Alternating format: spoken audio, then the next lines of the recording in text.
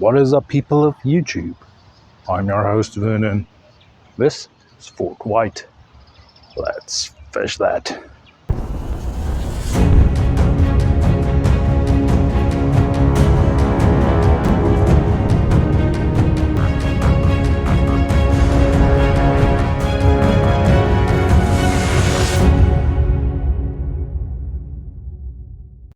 Alright, ladies and gents, I am a firm believer that every angler should have a dream or a goal, whether that be trying to catch as many different species of fish on a fly rod, or perhaps becoming a bassmaster angler, or maybe kayaking through every lake in Canada, or just being a boat owner.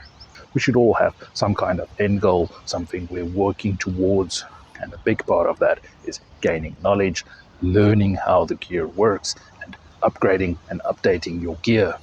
Now on this channel, I tend to show that you can catch fish no matter what gear you use. You can still catch fish, but whenever you are targeting specific breeds or types of fish, you need specific gear to try and catch them.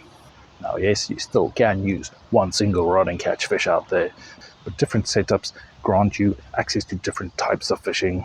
And for the last few years, I've kind of been using the same things over and over again. But I'm kind of excited about getting a boost to my gear out there.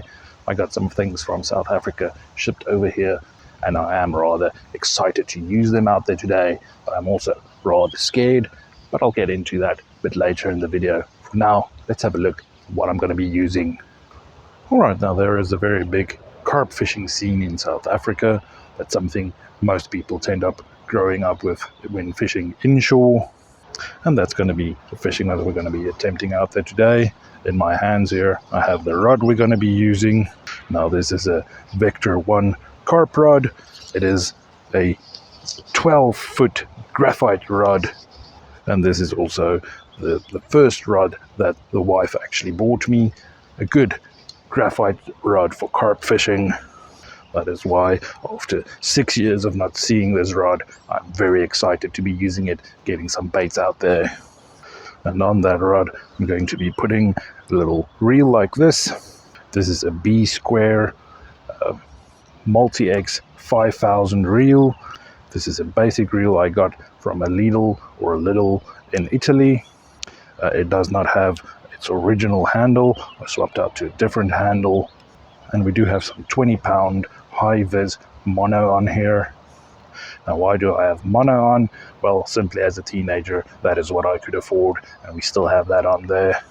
And I'm going to be using this reel because this is more like something that the average person would use out there. We don't have a bait runner function on this. We have a drag setting, so you have to loosen your drag for it to be able to take out line.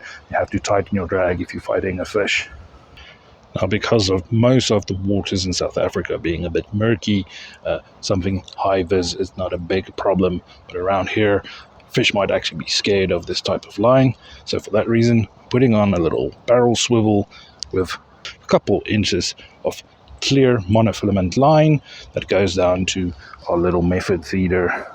And our little method feeder is just a lead weight that we're going to put our pack bait on with 2 hooks. So let's bait that.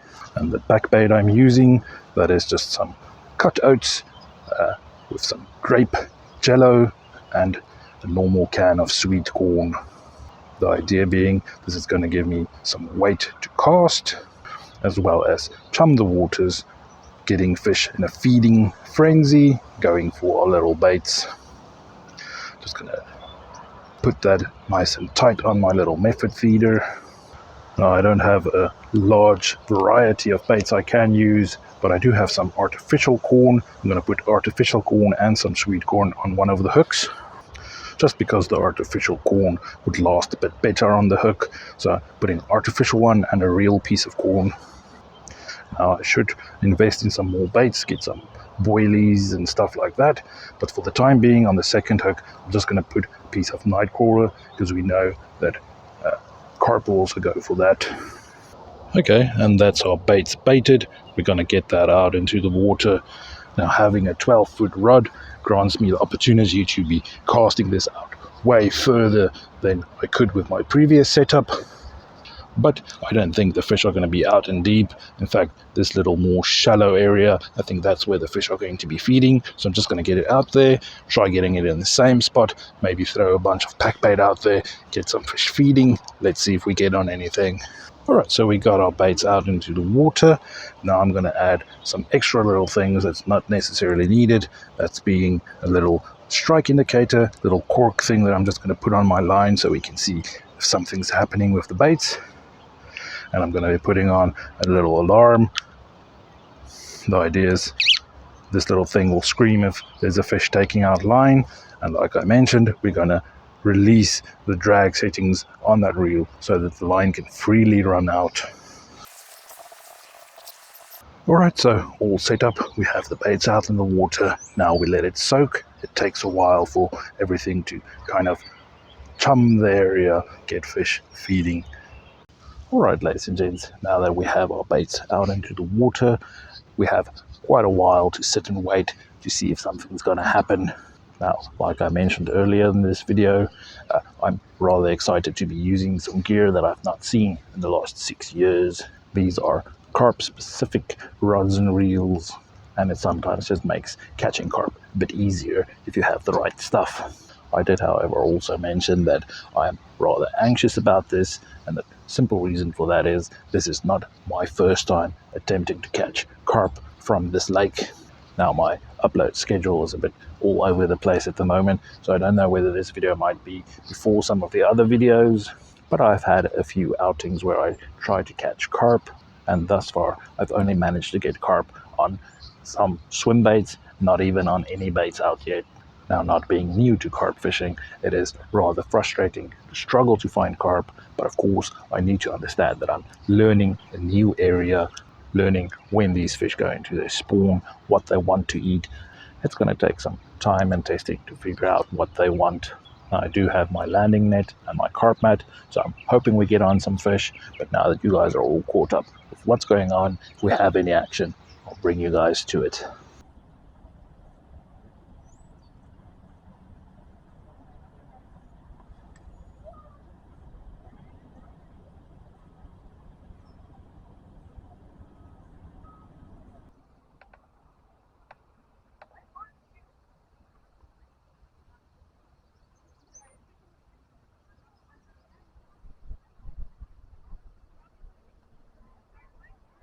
Six and a half hours later.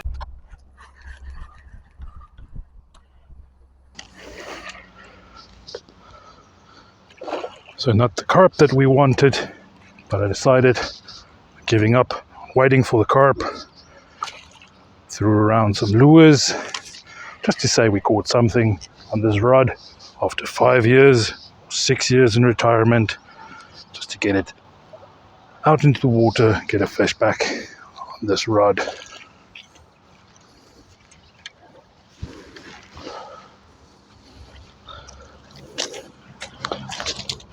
Lovely little pike. I lost a bigger one where I didn't tie a strong enough knot, but this one we got. Let's get him off the little lure, get him back to the water. At least we get a fish for today, not the fish we wanted, but some pike. Good strong kick, and he's off.